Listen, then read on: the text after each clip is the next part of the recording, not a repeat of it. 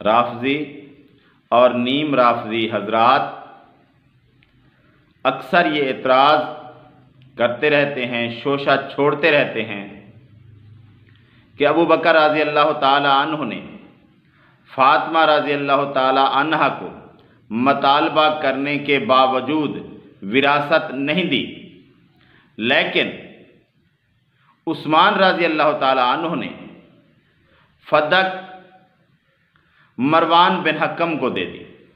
जो जायदाद मतालबा करने के बावजूद फ़ातिमा रज़ी अल्लाह ताला अन्हा को नहीं मिली, वो मरवान को क्यों मिल गई? जो नबी की बेटी को नहीं मिली, वो चीज़ मरवान को क्यों मिल गई? तो इस बात को सुनकर मुसलमानों के जहनों में कुछ सवालात उठते हैं कि आया ये सही है? अगर सही है तो उस्मान रज़ी अल्लाह ताला अन्हु ने इस तरह क्यों किया? अगर वो जायदाद किसी को दी जा सकती थी इस तरह, तो फिर अबू बकर रज़ी अल्लाह ताला अन्हु ने क्यों नहीं दी? तो इस बात का जवाब अहादीस में मौजूद है, लेकिन लोग क्योंकि बस ऐसे ही अफवाहों पर कान धरते रहते हैं, इसलिए उनको परेशानी होती है। नबी सल्लल्लाहु अलैहि वसल्लम ने जो जायदाद छोड़ी, जो जागीर, जो रकबा, जो चीज़ छोड़ी, वो इस तरह थी कि कुछ ज़मीनें मदीना के अंदर बनु नज़ीर वाली थी और कुछ खैबर का खुम्स था और इसके अलावा फदक थी। तो ये 3 जगहों पर नबी सल्लल्लाहु अलैहि वसल्लम के पास प्रॉपर्टी थी। तो जब नबी सल्लल्लाहु अलैहि वसल्लम की वफ़ात हुई, तो उस वक्त जब विरासत का मामला उठा, तो ये बात तो मशहूर है, हर शख्स जानता है, मानता है कि अबू बकर रज़ी अल्लाह ताला अन्हु ने नबी सल्लल्लाहु अलैहि वसल्लम की हदीस सुनाई कि अंबिया की विरासत नहीं होती। उसके बाद उमर रज़ी अल्लाह ताला अन्हु का दौर आया, शुरू में उसी तरह मामला चला। फिर जब अब्बास रज़ी अल्लाह ताला अन्हु और अली रज़ी अल्लाह ताला अन्हु उमर रज़ी अल्लाह ताला अन्हु के पास गए और उन्होंने कहा कि हमें इसकी निगरानी दे दी जाए, जिस तरह आप लोग चलाते हैं इससे आने वाली आमदनी को वैसे ही हम बनु हाशिम पर और नबी सल्लल्लाहु अलैहि वसल्लम के अज़वाज मुतहरात पर ये खर्च करते रहेंगे। तो उमर रज़ी अल्लाह ताला अन्हु ने उनको ही वो जायदाद दे दी। कौन सी? मदीने वाली, 2 हिस्से कर दिए। मदीने वाली उन 2 चचा भतीजा को दे दी कि तुम इसकी निगरानी करो, और फदक और खैबर की वो हुकूमत वक्त के पास रहेगी। तो वो तो अलग हुआ। अब 2 हिस्से हो गए, खैबर और फदक की जायदाद अलग हो गई और मदीना वाली अलग। और मदीने वाली का फिर क्या हुआ और फदक वाली का क्या हुआ? तो इस बारे में जो फदक और खैबर की प्रॉपर्टी थी, और ये जो मुख्तसरन किस्सा है पहले का, उसके बारे में सही बुखारी में हदीस है 3093 नंबर पर।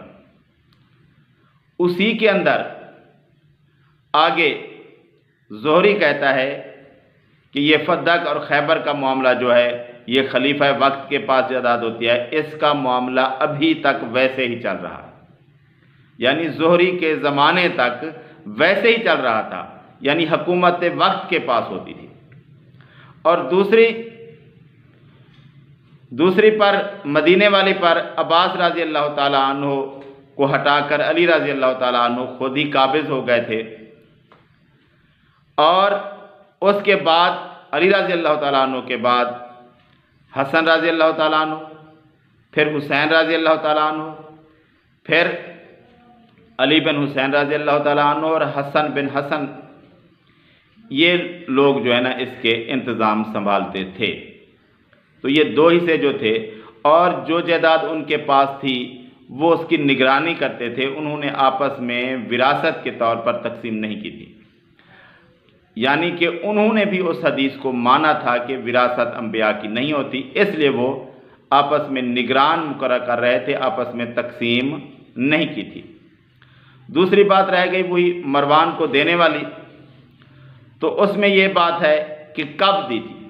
उस्मान रज़ी अल्लाह ताला अन्हु ने दी थी, तो फिर तो वापस चली गई अली रज़ी अल्लाह ताला अन्हु के दौर में, क्योंकि फिर अली रज़ी अल्लाह ताला अन्हु की हुकूमत के दौर में मरवान तो शाम चला गया, और उसके बाद फिर अमीर मुआविया रज़ी अल्लाह ताला अन्हु के दौर में वापस आ गया, और उसके बाद काफ़ी अर्सा ये हुकूमत रही, और वो कभी किसी और जगह पर चला जाता, कभी मदीने में गवर्नर रह गया।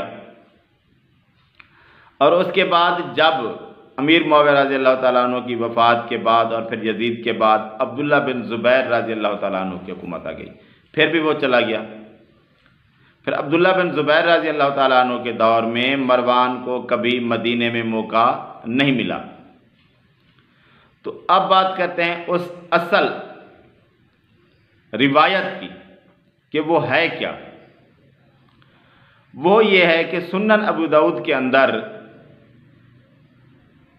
एक रिवायत है 2972 नंबर पर, उसके अंदर ये दर्ज है कि पहले अबू बकर रज़ी अल्लाह ताला अन्हु के पास, फिर उमर रज़ी अल्लाह ताला अन्हु के पास, फिर वो जायदाद मरवान के हाथ चढ़ गई, और उसके बाद उमर बिन अब्दुल अजीज़ राज़ी ने ये किया कि उसे ले ली आले मरवान से, और कहा कि जो चीज़ नबी सल्लल्लाहु अलैहि वसल्लम ने अपनी बेटी को नहीं दी वो मैं अपने पास कैसे रख सकता हूँ, वो हम अपने ख़ानदान के पास कैसे रख सकते हैं, वो वापस लौटा दी। तो इस हदीस में तो ये है, इस रिवायत में, कि उमर बिन अब्दुल अजीज़ तो यही कहता है कि नबी सल्लल्लाहु अलैहि वसल्लम ने अपनी बेटी को भी नहीं दी, फिर तो ये उनके भी खिलाफ गई। अगर इसको माने तो इसमें तो ये भी सबूत है कि नबी सल्लल्लाहु अलैहि वसल्लम ने अपनी बेटी को भी नहीं दी। और इसमें बात यह है कि ये रिवायत जो है ना, ये ज़ईफ़ है। सुनन अबी दाऊद के अंदर ये हदीस, ये रिवायत मौजूद है, ये सही नहीं है। इसको वैसे ही उछाला जा रहा है। कोई सही हदीस हो, कोई सही रिवायत हो तो फिर बात होती है। ये ज़ईफ़ रिवायत है, बेशक सुनन अबी दाऊद के अंदर मौजूद है, कोई शख्स भी देख सकता है। 2972 नंबर पर यह रिवायत मौजूद है। ये है ही ज़ईफ़ रिवायत, और ज़ईफ़ रिवायत काबिल कबूल नहीं हो सकती।